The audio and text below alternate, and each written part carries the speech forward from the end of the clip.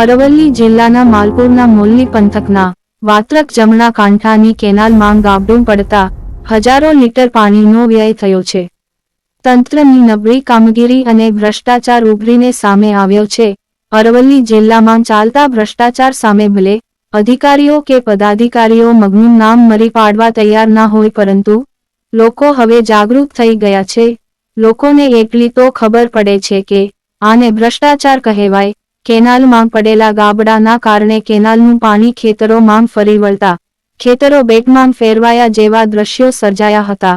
એક તરફ પાણી મળતું નથી ત્યારે બીજી તરફ તંત્રના વાંકે પાણીનો વ્યય થતા ખેડૂતોને નુકસાન વેઠવાનો વારો આવ્યો છે.